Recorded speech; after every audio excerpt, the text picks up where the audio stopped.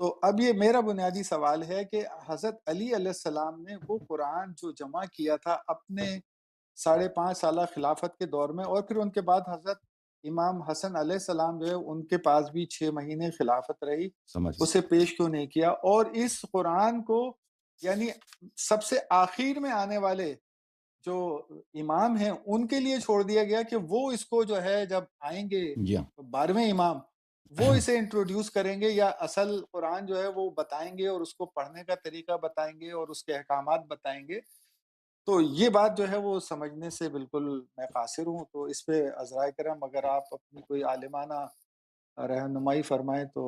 جی حتماً، بہت مہربانی ڈاکٹر صاحب، آپ کا سوال آپ کا بہت اچھا ہے اور نہایت اہم سوال ہے۔ آپ نے کچھ نکات کا ذکر کیا ہے اپنے مونولاگ میں، تو اگر مجھے اجازت دیجیے تو میں بالکل سرسری طور پہ ان سے میں کچھ باتیں عرض کرتا ہوں۔ پہلی بات یہ ہے کہ آپ نے کہا کہ میں یہاں پہ مناظرات کرتا ہوں، سوالوں کا جواب دیتا ہوں۔ تو ایک بات یاد رکھیے کہ فارملی جو مناظرہ ہوتا ہے اس میں موضوع کا پہلے سے تعین ہو چکا ہوتا ہے، اور اس لیے کہ موضوع متعین ہے انسان اس کے لیے تیاری کر دیتا ہے۔ لیکن مجھ یہاں پہ جو سوال جواب آتے ہیں، مخالفین کے علماء یہاں پہ آ کر سوال کرتے ہیں، وہ پہلے سے نہیں بتاتے ہمیں کہ کس موضوع پہ وہ بات کرنا چاہتے ہیں۔ تو بہت دفعہ یہ ہوتا ہے کہ کتاب میرے پاس نہیں ہوتا، یا وہ ریفرنسز میرے ذہن میں فریش نہیں ہوتی، میموری میری، بہرحال آپ کو پتہ ہے انسان میں بھول ہو جاتا ہے۔ ایک مطلب جو آپ نے پڑھا ہے اس طرح نہیں ہے، اس مطلب کی طرح نہیں ہے جو آپ نے 2 دن پہلے پڑھے ہیں۔ وہ مطلب وہ جی کتاب جو آپ نے 2 دن پہلے پڑھے ہیں اس طرح نہیں ہے جو وہ 2 ہفتے پہلے آپ نے پڑھے ہیں، ٹھیک ہے نا؟ انسان کے ذہن میں یہ مح ہو جاتا ہے، ایک چیز آپ نے 1 سال پہلے پڑھی ہے، ایک چیز آپ نے 10 سال پہلے پڑھی ہے، ان دونوں میں فرق ہوتا ہے۔ تو بہرحال جو حضرات یہاں پہ فون کرتے ہیں، یہاں پہ کال کرتے ہیں، وہ سوال کرتے ہیں، تو یہ بہت دفعہ یہ ہوتا ہے کہ ہم اس مطالب کے لیے ہمارے پاس بہت زیادہ مواد ہوتا ہے، یا تو وقت نہیں ہوتا ان کو بیان کرنے کے لیے، یا یہ ہوتا ہے کہ کیونکہ ہم سے پہلے سے پتہ نہیں ہوتا کہ یہ سوال کریں گے، تو ہم کتاب تیار کر کے ان کو دکھا دیتے، یا مطلب اپنے ذہن میں فریش کرا دیتے مراجعے کے ساتھ، مطالعے کے ساتھ۔ تو اس لیے یہ ایک اہم نقطہ ہے، یاد رکھیے کہ اگر یہ واقعاً جماعت مخالفین کے علماء مناظرے کے لیے آ جائیں، جو فارمل مناظرہ ہوتا ہے، جو ڈیبیٹ ہوتا ہے، اس طرح آ جائیں تو یہ عوام کے لیے بہت مفید ہوگا، لیکن وہ اس طرح کبھی میرے خیال میں نہیں آئیں گے۔ دوسری بات ہے تحریف قرآن کے متعلق، کہ میں نے کہا 87% قرآن ضائع ہو چکا ہے۔ تو یاد رکھیے تحریف قرآن کے متعلق جتنی باتیں میں نے یہاں پہ کی ہیں اس پہ میں نے کوئی لیکچر نہیں دی ہے، صرف سوال و جواب ہوئے ہیں۔ صرف سوال و جواب کے حد تک میں نے بعض باتیں جو 2 منٹ 5 منٹ یا 10 منٹ کے جواب دینے میں مجھے موقع ملتا ہے، میں ان کے میں جتنا مجھے ہو سکتا ہے میں بات کرتا ہوں، بات کر لیتا ہوں، ان میں کچھ ریفرنسز دکھا دیتا ہوں۔ لیکن قرآن کے متعلق قرآن کی جو تاریخ ہے اس میں حقائق بہت زیادہ ہیں، اور قرآن کی تاریخ جیسے اسلام مسلمانوں کی تاریخ ہے اس میں ظلم بہت ہے خود اسلام پر، اسی طرح قرآن مجید کی تاریخ بھی بہت ایک تلخ تاریخ ہے۔ جیسے اہل بیت طاہرین علیہم الصلاۃ والسلام کی تاریخ بہت تلخ ہے، اسی طرح قرآن مجید کی تاریخ بہت تلخ ہے، اور اس میں حقائق بہت ہیں، اور مسلمان اس کو بالکل ڈانپ کے رکھتے ہیں، علماء شیعہ بھی اور مخالفین بھی۔ شیعہ اس لیے کہ وہ ڈرتے ہیں اس بات سے، کچھ شیعہ حضرات تو ان کو تو تحقیق نہیں ہوتی، جن کی تحقیق ہوتی ہے وہ اس بات سے ڈرتے ہیں کہ اگر ہم اس مسئلے کو چھیڑیں تو پھر ہم پہ ٹپا لگے گا کہ شیعوں کا قرآن اور ہے، پھر ہم اس کو ثابت نہیں کر سکیں گے اپنی بات کو کہ نہیں ہمارا قرآن یہی ہے، لیکن یہ موجودہ قرآن پہ بہت ظلم ہوا ہے، تو اس بات کو ثابت نہیں کر سکیں گے۔ صرف ایک کلپ مخالفین کو جیسے آج کے زمانے میں کہتے ہیں ساؤنڈ بائٹس، چھوٹا سا ان کو ساؤنڈ بائٹس مل جائے گا، ان کو حجج مل جائیں گے، اس پہ فتنے کڑے ہوں گے، تو اس لیے خاموش ہیں بہت سارے۔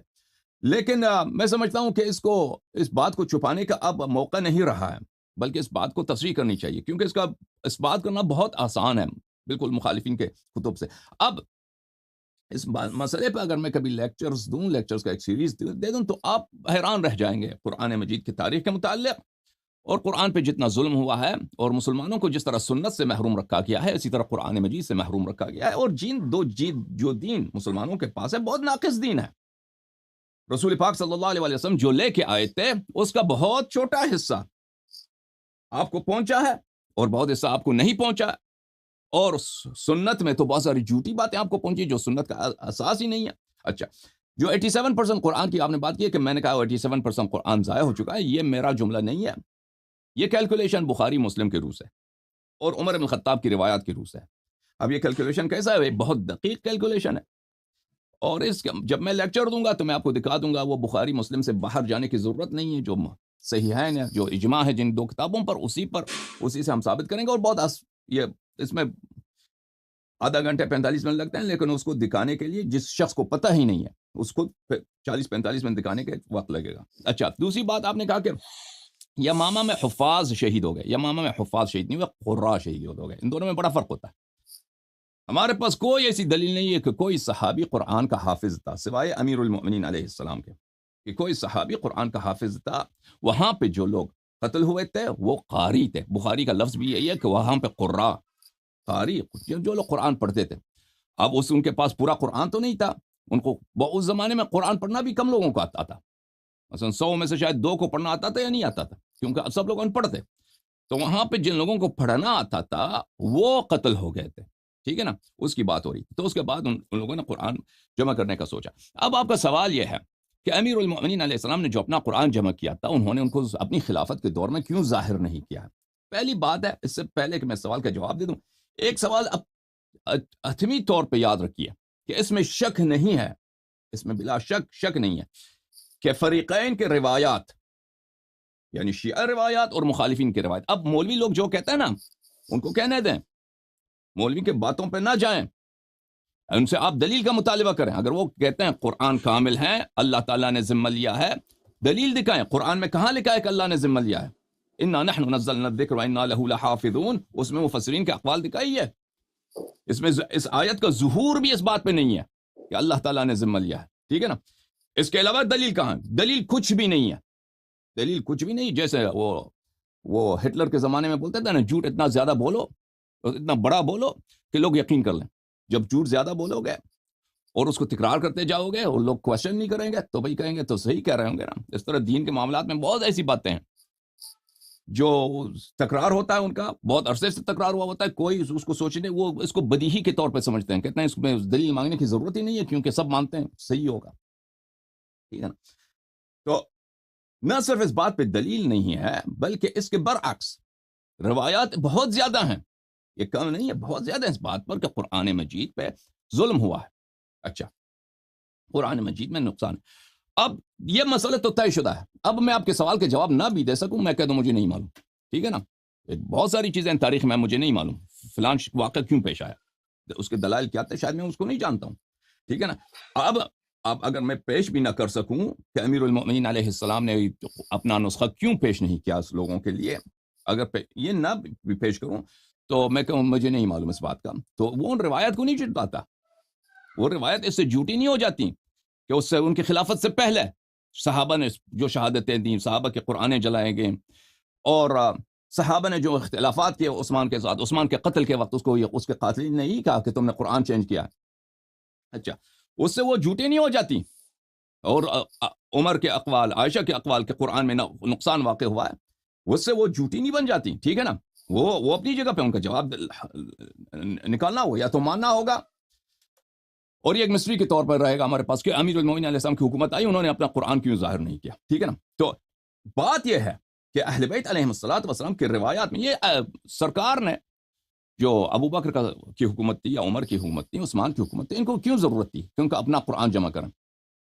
امیر المؤمنین علیہ، یہ تو فریقین، امیر المؤمنین علیہ السلام کے قرآن کی جمع کی جو بات ہے یہ فریقین کی روایات میں ہے، صرف یہ روایت نہیں ہے، یہ مخالفین کی روایات میں بھی ہے. وہ صحیح سند کے ساتھ انہوں نے قرآن جمع کیا تھا. تو ان کو کیوں ضرورت پیش آئی کہ وہ اپنی قرآن جمع کریں؟ ٹھیک ہے نا. ایک تو اہم بات یہ ہے کہ خلیفہ کے پاس وہ ایک اسلام کے نام پہ حکومت کر رہے ہیں، تو ان کے پاس قرآن تو ہونی چاہیے. اب کیونکہ اگر خلیفہ کے پاس کسی کے پاس قرآن نہیں ہے تو لوگ جائیں گے امیر المومنین علیہ السلام کے پاس، ان کے قرآن لیں گے. ٹھیک ہے نا. تو خلیفہ کا پاس ان کے اپنا قرآن ہونی چاہیے. دوسری بات یہ ہے کہ انہوں نے کس لیے قرآن ٹکرا دیا. تو ہم شیعہ روایت میں یہی ہے کہ انہوں نے جب قرآن کھول کے دیکھا تو دیکھا کہ اس میں ان کے اپنے بہت سارے متائن ہیں، اس میں ایسی باتیں ہیں جو بالکل مسئلے امامت و خلافت پہ صریح ہیں. ایسے آیات ہیں، ایسی مطالب ہیں کہ اس میں صحابہ کے کرتوت، صحابہ کی شدید مذمت نام کے ساتھ اور بالکل واضح طور پر ایڈریس بتا کے، اور اس طرح اہل بیت علیہ السلام کی امامت واضح طور پر. تو اس لیے وہ پاگل نہیں تھے. یعنی اگر فرض کریں واقع قرطاس میں جب چلے جائیں، واقع قرطاس جب واقع ہوتا ہے تو صحابہ رسول پاک صلی اللہ علیہ وسلم کے مجلس میں بیٹھے ہیں، وہ کہہ رہے ہیں کہ میں وصیت لکھتا ہوں تاکہ تم میرے بعد کبھی گمراہ نہ ہو جاؤ، تو وہاں پہ شور اٹھاتے ہیں، ٹھیک ہے نا، بدتمیزی ہوتی ہے، رسول پاک صلی اللہ علیہ وسلم کو نکال دیتے ہیں اپنے پاس سے، کہ یہاں سے نکل جاؤ، وہ کلمات ادا کرتے ہیں جو بہت نامناسب ہے رسول پاک صلی اللہ علیہ وسلم کے بارے میں، ٹھیک ہے نا، یہ پاگل نہیں ہے کہ اس طرح کرتے ہیں، ان کو بخوبی پتہ ہے، ان کا ایک منفعت ہے، مسئلہ خلافت میں، مسئلہ امامت میں، مسئلہ خلافت میں، امامت میں ہارون نے اپنے بیٹے مامون سے کہا الملک عقیم، سیاست کوئی رشتہ داری نہیں ہوتی، بادشاہ کا کوئی رشتہ دار نہیں ہوتا، تو بھی میرے ساتھ، اپنے بیٹے سے کہا تو بھی میرے ساتھ نزاع کرو، مجھ سے حکومت چھیننے کی کوشش کرو، میں تیرا سر اڑا دوں گا، تیرا سر قلم کر دوں گا، اور کتنے تاریخ میں ہوئے ہیں، باپ نے بیٹے کا قتل کیا، بیٹے ایران کا ایک بادشاہ تھا نادر، اس کا ایک بیٹا تھا، اس کا ولی عہد تھا، وہ بہت خوبصورت لڑکا تھا، شہزادہ تھا، نادر کا بیٹا، اور بہت خوبصورت نوجوان بلند قد، اس کو بادشاہ اس سے بہت محبت بھی کرتا تھا، اس کا نام ظاہراً شاہ رخ تھا، تو ایک دن بادشاہ مازندران سے جا رہا تھا، جنگل سے اس پہ فائر ہوا، درختوں سے، جنگل سے، اس پہ اس زمانے میں بندوق آئے تھے، یہ 18ویں صدی کی بات ہے، 1700s کی بات ہے، تو اس پہ بندوق چلا پتہ نہیں چلا کہ کس نے مارا ہے، تو یہ بات بادشاہ کے ذہن میں رپورٹ کس نے دے دی کہ آپ کے بیٹے نے کیا ہوگا کہ وہ جو ہے تاکہ وہ خود بادشاہ بن جائے، تو بادشاہ نے کیا کہا، فوراً اس کو بلایا بیٹے کو، بیٹے سے پوچھا کہ تم نے کیا، بیٹے نے قسم کھائے کہ میں نے نہیں، اس کے خلاف کوئی شاہد بھی نہیں تھا، بادشاہ نے کیا کہ اس کے دونوں آنکھیں نکال دی، دونوں آنکھیں ادھر ہی نکال دی، اپنے بیٹے کو، اپنے ولی عہد کا۔ خلافت عثمانی میں آپ ایک وہاں پہ ویکیپیڈیا میں ایک آرٹیکل ہے فریکٹسائڈ کے نام سے، یعنی بائی کا قتل، وہاں پہ دیکھیں کہ ایک خلیفہ نے ایک دن اپنے 21 بائی کو ایک دن اس نے قتل کیا، ایک خلیفہ عثمانی نے ایک دن، معاف کیجیے ہمارے بھائی صاحب چلے گئے، اچھا ایک دن اپنے 21 بھائی کو قتل کیا، تو لوگ حکومت کے خاطر بہت کچھ کر جاتے ہیں، تو یہ لوگ جب اپنی منفعت دیکھتے ہیں، ڈاکٹر صاحب واپس آ گئے،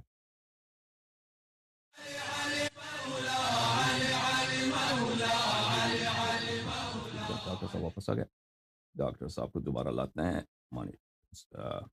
ویو میں، آگے ڈاکٹر صاحب چلیں، تو لوگ حکومت کے خاطر، دنیا کے خاطر، منافع کے خاطر بہت کچھ کر جاتے ہیں، یہ ہمیشہ سے انسان کی تاریخ یہی رہے، بشر کی تاریخ یہی ہے کہ حکومت کے خاطر، منافع کے خاطر جرم جنایت کرنا، تو اگر یہ لوگ اس وقت رسول پاک صلی اللہ علیہ وسلم کے اپنے منافع کے کو دیکھ کر یہ ان کو وصیت لکھنے نہیں دے رہے ہیں، تو اب اگر اس مصحف میں ایسی باتیں ہیں جو ان کی سیاست کے مطابق موافقت میں نہیں ہے، تو لازمی بات ہے اس کو نہیں مانیں گے اور کہیں گے ہمیں آپ کی مصحف کی ضرورت نہیں، آپ لے کے جائیں، ہم اپنا مصحف جمع کریں گے، اور انہوں نے اپنا مصحف جمع کیا۔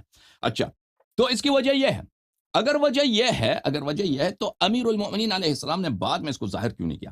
دیکھیں، جب رسول پاک صلی اللہ علیہ وسلم کی وفات ہوئی ہے، اس وقت اسلام بہت محدود تھا، اس کا جغرافیائی لحاظ سے بہت محدود علاقے میں تھا، مدینہ کے لوگ مسلمان تھے، مکہ کے لوگ 1-2 سال ہوئے مسلمان ہوئے، مکہ کے لوگ بھی پکے مسلمان نہیں ہیں، وہ بھی تلوار کے زور سے قتل ہو جاتے، وہ مسلمان ہو گئے، طائف کے لوگ تلوار کے زور سے مسلمان ہوئے، بہت سارے قبائل ہیں جو تلوار کے زور سے مسلمان ہوئے اور کچھ کو پیسے دے کر مسلمان ہوئے، ٹھیک ہے نا، یہ اور اکثر لوگ یدخلون فی دین اللہ افواجا، یہ سب سن 9 سن 10 ہجری کی بات ہے، یعنی ابھی مسلمان ہوئے، اور یہ بھی ایک جو پرانے مسلمان ہیں جنہوں نے رسول پاک صلی اللہ علیہ وسلم کے صحبت کو پایا ہے، وہ بہت کم ہیں، مدینے میں ہیں، سب مدینے میں ہیں، مہاجرین انصار سب مدینے میں تھے، مکہ بقیہ لوگ تازہ مسلمان ہوئے۔ اچھا، اب جب فتوحات کا سلسلہ جب شروع ہو گیا ہے تو بہت سارے لوگ اسلام میں داخل ہو گئے، مصر فتح ہو گیا، شام فتح ہو گیا، ایران فتح ہو گیا، آرمینیا فتح ہو گیا، بھئی دور دراز کے علاقے فتح ہو گئے، تو لوگ بہت داخل ہو گئے، ٹھیک ہے نا، وہ لوگ جو اسلام کو جانتے ہیں وہ بہت مختلف ہے اس اسلام سے جو نبی کریم صلی اللہ علیہ وسلم کے دور کی بات ہے، ٹھیک ہے نا۔ اب دیکھیں، میں آپ کو ایک خطبہ دکھاتا ہوں امیر المؤمنین علیہ السلام کا، اس میں ڈاکٹر صاحب کے سوال کا جواب مل جائے گا، کتاب سلیم ابن قیس ہلالی میں ان کا جواب ہے کہ انہوں نے وہ باتیں کیوں چینج نہیں کی جو خلفاء کے دور میں جو بدعتیں دین میں داخل کی گئیں. اسی میں آپ کو سب کا جواب میں یہ کتاب سلیم ہے. اچھا، امیر المؤمنین علیہ الصلاۃ والسلام، کتاب سلیم ابن قیس ہلالی، جلد نمبر 2، چھاپ ایران. یہاں پر عزیزو ایک الحدیث الثامن عشر، 18واں حدیث ہے. اس کے پہلے میں امیر المؤمنین علیہ الصلوۃ والسلام عام لوگوں سے بات کرتے ہیں، پھر اس کے بعد ثم اقبل، اس کے بعد امیر المؤمنین علیہ الصلوۃ والسلام، یہ صفحہ نمبر 720 ہے، بوجہ علی ناس من اہل بیتہ و شیعتہ، اپنے اہل بیت اور اپنے خالص شیعوں سے انہوں نے بات کی جو قریبی لوگ تھے ان کے.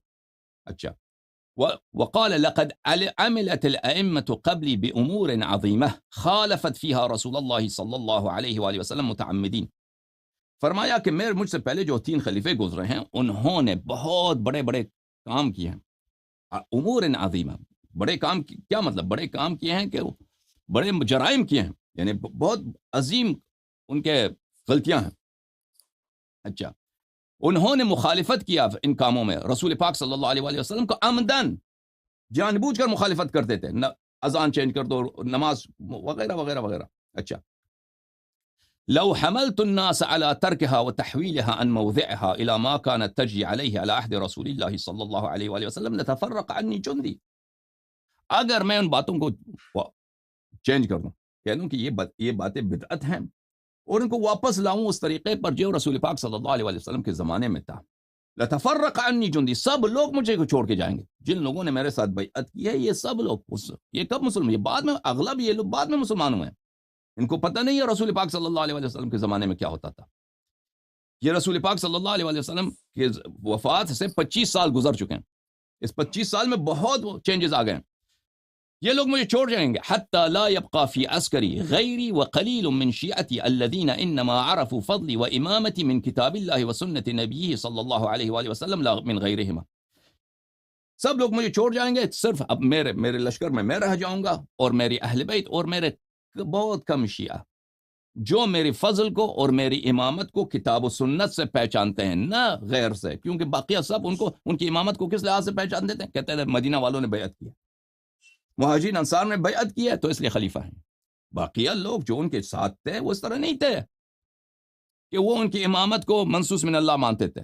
وہ بہت کم لوگ تھے جو ان کی امامت کو منصوص من اللہ مانتے تھے، جو رسول پاک صلی اللہ علیہ وآلہ وسلم کو دیکھے تھے، پرانے جو مسلمان تھے. باقیہ سب لوگ جو ان کے ساتھ تھے، کوفے کے لوگ، عراق کے لوگ، یمن کے لوگ، باقیہ قبائل جو تھے ان کے ساتھ جو تھے وہ اس طرح نہیں تھے کہ ان کی سپورٹ ہر حال میں کرتے تھے. اچھا، ارائیتم، کیا تم اگر دیکھ لو، لو امرت بمقام ابراہیم علیہ السلام فرددته الى المكان الذي وضعه فيه. مکان ابراہیم کو، جو آپ حج پہ جاتے ہیں نا، مقام ابراہیم جو ہے وہ ابھی فی الحال جو ہے وہ کعبے سے کچھ دور ہے. رسول پاک صلی اللہ علیہ وسلم کے زمانے میں وہ کعبے سے کچھ قریب ہوتا تھا، اس کو چینج کیا خلیفہ دوم نے اس کے مکان کو. فرمایا اگر میں اس کے مکان کو چینج کر دوں اور کہہ دوں یہ باطل ہے، اس کی مکان اصلی مقام پہ لے آؤں جب رسول پاک صلی اللہ علیہ وسلم کے زمانے میں تھا. ورددت صاع رسول اللہ صلی اللہ علیہ وآلہ ومدہ الی ما کان. صاع 5 مد یا 4 مد ایک صاع بنتے ہیں. ایک مد ہے تقریباً 850-900 گرام.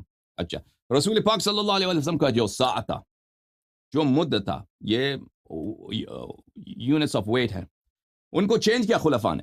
اگر میں اس کو واپس لا دوں، اچھا،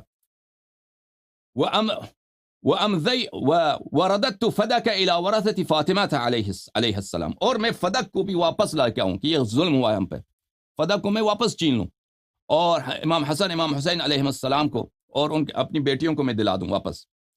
اچھا، وَأَمْضَيْتُ قَطَايَ أَقْتَاهَا رسول اللہ صلی اللہ علیہ وآلہ وسلم لِأَهْلِهَا، اور وہ باغات جو رسول پاک صلی اللہ علیہ وآلہ وسلم نے اپنے اہل خانہ کے لیے انہوں نے مخصوص کیا تھا، اپنے اہل بیت کے لیے، وہ میں واپس کر دوں.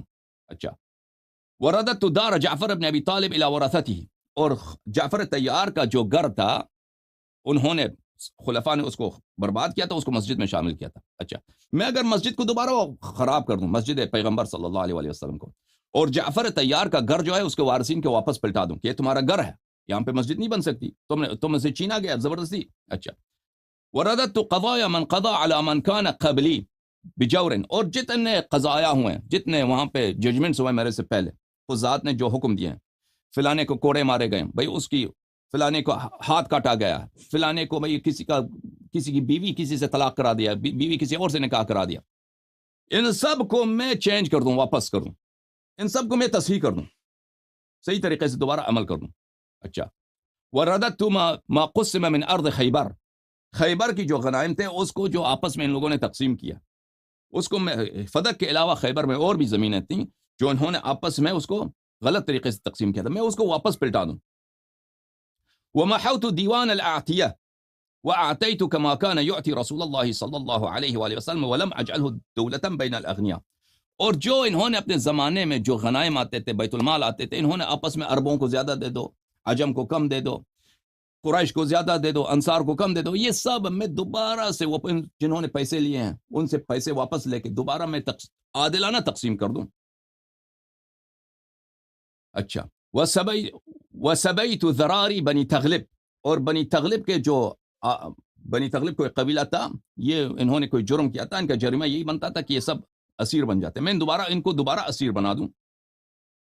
وامرت الناس ان لا يجمعوا في شهر رمضان الا في فریضہ، اور اسی طرح میں ماہ رمضان میں جو تراویح پڑھا جاتا ہے تراویح پہ پابندی لگا دوں کہ تراویح نہ پڑھا کرو، صرف جماعت، صرف نمازیں جو 5 نمازیں ہیں اس میں جماعت کیا کرو، باقی جماعت. اسی طرح اگر میں کرتا رہوں کون میری بات سنے گا، کون میری بات سنے گا؟ تو یہ تو ہلکی باتیں ہیں، یہ تو ہلکی باتیں کہ مقام ابراہیم کو ہٹا دیا، مثلا جعفر طیار کا گھر واپس ان کے اہل کو دے دیا، مسجد کو خراب کر دیا، یہ تو چھوٹی باتیں ہیں. لیکن اگر وہ ایسی صورتیں لے کے نکال دینا کہ وہ قرآن جو تم پڑھ رہے ہو اس کو یہ اس میں اور بھی باتیں ہیں، یہ ترتیب کے ساتھ تم پڑھ رہے ہو، یہ ترتیب غلط ہے، میں نے جمع کیا، یہ ترتیب صحیح ہے. اگر وہ اس کو نکالتے، دیکھیں امیر المؤمنین علیہ السلام نے عثمان کا قتل نہیں کیا تھا، ان پہ صرف اسی لیے کہ بھائی ان سے حکومت ہم نے چھینا، ان کی خلافت تسلیم نہیں کرنی. مکے میں تھی عائشہ، طلحہ زبیر نے بیعت کیا امیر المؤمنین علیہ السلام کے ساتھ، طلحہ زبیر نے، اور ان کو توقع یہی تھی، ان کو گریڈ یہی تھا کہ ہم بیعت کریں گے، ہمیں گورنرشپ ملے گا، مجھے بصرے کا گورنر بنائے گا، مجھے یمن کا گورنر، مصر کا گورنرشپ مجھے دے گا. امیر المؤمنین علیہ السلام نے ان کو نہیں دیا، چھوڑ کے چلے گئے مکے میں اور کہا کہ ہم سے زبردستی بیعت لیا گیا ہے، ہم نہیں کرنا چاہتے تھے، نہیں، زبردستی ہم سے لیا گیا. عثمان کو ہم نے قتل نہیں کیا، عثمان مظلوم مرا، آؤ مسلمانوں عثمان کے خون کا بدلہ لیتے ہیں. حالان کہ آپ تاریخ پڑھی ہے، کس نے عثمان کا قتل کیا، کون فتویٰ دیتی تھی عثمان کے قتل کا، اور کس نے محاصرہ کیا، کس نے پانی کاٹا عثمان پہ؟ مروان ابن الحکم نے طلحہ کو اسی لیے قتل کیا جنگ جمل میں کہ یہ عثمان کا قاتل ہے، حالانکہ مروان جو ہے عثمان کا چچا زاد بھائی ہے، اس کا داماد بھی ہے، اس کا وزیر اعظم بھی تھا، اس کا خزانہ دار بھی تھا، اس کا جرنیل بھی تھا، اس کے فوج کا سپہ سالار بھی تھا، وہ تو اچھی طرح جانتا ہے کہ عثمان کو قتل کس نے کیا.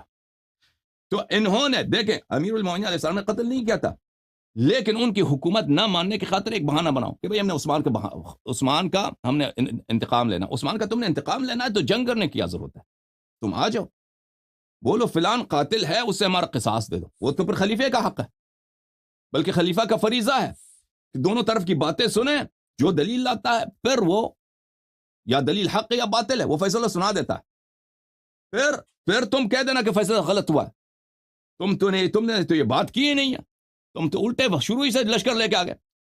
جنگ جمل ان لوگوں نے شروع کیا، پھر جنگ صفین شروع کیا، حالانکہ امیر المؤمنین علیہ الصلوۃ والسلام بالکل عثمان کے قتل سے بری تھے، ٹھیک ہے نا، عثمان کو خود ان لوگوں نے قتل کیا تھا. تو ان حالات میں دیکھیں، ان حالات میں اگر وہ یہ بھی لے کے آتے نا، آپ کہتے ہیں مسجد نبی صلی اللہ علیہ وسلم کو توڑ دیتے کہ یہاں پہ یہ مسجد نہیں ہے، یہ جعفر میرے بھائی کا گھر ہے، تو ہم نے مسجد بنا دیا. وہ نہیں کر سکتے، وہ ایک چھوٹی سی بات ہے، وہ نہیں کر سکتے ان کو، بھائی کہ لوگ برداشت نہیں کریں گے، لوگ بغاوت کریں گے. یا مثلا مقام ابراہیم کو ہٹا دیں کہ بھئی مقام ابراہیم کا مکان یہ نہیں، یہ اور مکان ہے، وہ برداشت نہیں کریں گے. تراویح پر پابندی نہیں لگا سکتے. تو آپ سمجھتے ہیں کہ وہ ایسے قرآن لے کے آتے، اگر وہ لے کے آتے نا اسی وقت ان کی تکفیر ہو جاتی، سب کہتے ہیں اس سے بڑا جھوٹا کوئی نہیں ہے، ٹھیک ہے نا، اور اسی وقت ان کا سارا لشکر ان کو چھوڑ جاتے. بس لوگ یا تو جا کے عائشہ جو ہے اپنی خلافت بنا لیتی، مدینہ میں کسی کو خلیفہ بنا دیتی، اپنے بھائی کسی کو، یا تو سب لوگ چلے جاتے معاویہ سے مل جاتے. وہ وقت ایسا نہیں تھا کہ امیر المؤمنین علیہ الصلوۃ والسلام پورے عالم اسلام پہ بالکل غالب ہوں، ان کا سلطہ ہو، جیسے وہ چاہیں کریں، جیسے عمر کے زمانے میں تھا۔ عمر بالکل مسلط تھا، عمر کا مخالف کوئی نہیں تھا، وہ مخالف تھا امیر المؤمنین علیہ الصلوۃ والسلام، لیکن وہ ان کے پاس طاقت نہیں تھی کہ اس کے خلاف کوئی قدم اٹھا سکیں، ظاہری طور پر اتنی طاقت نہیں تھی۔ لیکن امیر المؤمنین علیہ الصلوۃ والسلام کے پاس سیاسی لحاظ سے عمر نے عمدن یہ کام کیا تھا، اس کو پتہ تھا عمر کہ امیر المؤمنین علیہ السلام جوان ہیں۔ رسول پاک صلی اللہ علیہ وسلم کے شہادت کے وقت ان کی عمر، امیر المؤمنین علیہ السلام کی عمر 33 سال تھی، 33 سال۔ تو ان کو پتہ ہے عمر کو کہ میں مروں گا، ابو بکر مرے گا، میں مروں گا، پھر عثمان بھی مرنے والا ہے ایک دن ضرور یہ خلافت بنی ہاشم کی طرف جائے گی۔ تو اس کے خلاف اس نے شروع سے بھی ایسے پلاننگ بنایا تھا، ایسے پلاننگ بنایا تھا عالم اسلام میں کہ جو سب سے اہم صوبہ ہے اسٹریٹجک لحاظ سے اور اکنامک لحاظ سے اور ملٹری لحاظ سے اور کلچرلی، شام، اس کو کس کے ہاتھ میں دیا؟ معاویہ کے ہاتھ میں دیا، جو کبھی وہ یعنی وہ اس کے بھائی، وہ تو بنی امیہ اور بنی ہاشم کا کبھی بن ہی نہیں سکتا، جو کٹر دشمن ہے، اس کے ہاتھ میں دیا اور اسے ہمیشہ اس کو برقرار رکھا ہوتا، کیونکہ آپس میں ان کا کیا تھا؟ تحالف تھا، اس مسئلے پہ انڈرسٹینڈنگ تھی۔ تو بہرحال کہنے کا مقصد یہ ہے کہ یہ ہو نہیں سکتا تھا۔ اس کو ظاہر، اگر آپ کہتے ہیں امیر المؤمنین علیہ السلام نے کیوں ظاہر نہیں کیا، اسی لیے جو باقی کام انہوں نے وہ نہیں کر سکے، اسی لیے کہ تراویح پہ پابندی نہیں لگا سکے، اسی طرح کہ اذان میں سے الصلاۃ خیر من النوم نہیں نکال سکے، ٹھیک ہے نا، بہت ساری باتیں وہ نہیں کر سکے، وہ چاہتے تھے لیکن نہیں کر سکے۔ جس طرح رسول پاک صلی اللہ علیہ وسلم نے بخاری میں کہا کہ اگر عائشہ سے فرمایا کہ عائشہ، اگر یہ قوم میری جو مسلمان ہیں، میرے صحابہ ہیں، یہ تازہ مسلمان نہ ہوتے، ان میں برداشت تحمل ہوتی، تو میں کعبہ کو گرا دیتا، کعبہ کو خراب کر دیتا، دوبارہ بنا لیتا شروع سے، اور اس میں 2 دروازے رکھتا۔ تو اسی وجہ سے کہ رسول پاک صلی اللہ علیہ وسلم نے کعبہ کو نہیں کرایا کہ لوگ تحمل نہیں کریں گے، لوگ پتہ نہیں کیا فتنہ کڑا کر دیں گے کہ کیسا نبی اس نے کعبہ گرایا۔ تو اسی لیے امیر المؤمنین علیہ الصلوۃ والسلام نے بہت ساری باتیں وہ نہیں کر سکے۔ ایک دن آئے گا جب پورا دین، آپ صرف الفاظ قرآن کو چھوڑیے، معانی قرآن کی طرف بات کیجئے نا، کہ معانی قرآن، کس کتاب کو پڑھیے؟ قرآن مجید کو۔ ہر آیت انسان کا ذہن حیران رہ جاتا ہے کہ اس کے معنی کیا ہیں، مختلف محتملات ہیں۔ رسول پاک صلی اللہ علیہ وسلم کس لیے آئے؟ هو الذي ارسل رسوله بالهدى ودين الحق، یہاں بلی ربنا وابعث فيهم رسولا منهم يتلو عليهم آياتك ويعلمهم الكتاب والحكمة ويزكيهم۔ نبی کریم صلی اللہ علیہ وآلہ وسلم هو الذي بعث في الأمين رسولا منهم يتلو عليهم آياته ويزكيهم ويعلمهم الكتاب والحكمة۔ نبی کریم صلی اللہ علیہ وسلم کا کام یہی ہے کہ آیات کی تلاوت کرے اور کتاب کی تعلیم دے دے، ٹھیک ہے نا۔ کہاں ہے وہ تفسیر پیغمبر صلی اللہ علیہ وسلم کا؟ مان لیتے ہیں قرآن کے الفاظ کو، یہی ہو، ترتیب بھی یہی ہے، معنی کا کیا کریں گے؟ نبی کریم صلی اللہ علیہ وسلم فارغ تو نہیں بیٹھتے تھے، صبح سے شام تک ان کا کام یہی تھا کہ یہ آیات، فلانی آیت نازل ہو، ان کے معانی یہ ہیں۔ مسلمانوں، حدیث ایک بھی روایت نہیں کی مسلمانوں نے، حدیث ایک بھی روایت نہیں کی کہ رسول پاک صلی اللہ علیہ وسلم کی تفسیر کیا ہے۔ قرآن جب ہم پڑھتے ہیں تو اس کے معنی میں متحیر رہ جاتے ہیں، مفسرین کے اقوال متضاد، مفسرین کو خود نہیں معلوم، کہتے ہیں یہ احتمال، یہ احتمال، یہ احتمال، یہ پھر احادیث میں ہے، شیعہ اور غیر شیعہ دونوں میں، کہ قرآن کا بطن ہے، قرآن کا پوشیدہ مقامات ہیں، قرآن کے رموز ہیں، اسرار ہیں، وہ ہمیں کیوں نہیں بتائے گئے؟ ہم کیوں محروم ہیں ان سے؟ ٹھیک ہے نا۔ تو یہ کہنا کہ قرآن ہماری دسترس میں نہیں ہے، کم از کم یہ تو مان لو کہ قرآن کے معانی، قرآن کے تفاسیر، یہ سب ضائع ہو چکے ہیں، یہ سب ضائع۔ اور اصل چیز جو ہوتا ہے وہ معنی میں ہوتا ہے، اصل چیز معنی میں ہوتا ہے۔ الفاظ اہم ہیں، الفاظ سے زیادہ معنی اہم ہے۔ آپ کوئی قانون کی کتاب کو لیے، کوئی طب کی کتاب کو لیے، الفاظ اس میں اہم نہیں ہوتی۔ میڈیسن کی کتاب ہو، قانون کی کتاب ہو، فلسفی کی کتاب ہو، اس میں جو معنی مفہوم ہے وہ اہم ہوتا ہے، ٹھیک ہے نا۔ اسٹوری کوئی پڑھی ہے، الفاظ اہم ہوتے ہیں، ٹھیک ہے، الفاظ اہم ہیں، الفاظ صرف اسی لیے اہم ہے کہ وہ ان معانی ہمیں کنوے کر دیتی ہیں، معانی ہمیں پہنچا دیتی ہیں۔ تو قرآن مجید کے جو تفسیر ہے وہ کہاں ہے وہ مفسرین کے اقوال حجت نہیں ہے، مفسرین ان کے اجتہادات ہیں، ان کے ظنون ہیں، ان کے آراء ہیں مفسرین کے، اور وہ خود کہتے ہیں کہ اس فلان آیہ میں 4 احتمال ہے۔ ہمیں نہیں معلوم کہ کون سا صحیح ہے. یہ احتمال ہو سکتا ہے، یہ احتمال بہتر ہو. فخر رازی کی تفسیر دیکھیے، اول سے آخر تک ہر آیت کا احتمال قول قول قول قول قول قول قول. کون سا اس میں سے صحیح ہے؟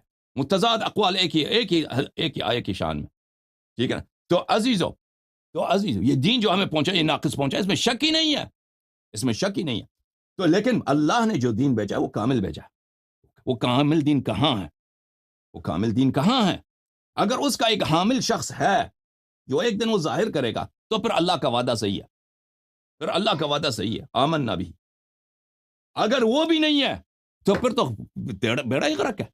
اللہ تو نے کیا اللہ تو نے قرآن بھیجا، رسول بھیجا، وہ سب ضائع ہو گیا، بس ختم بات.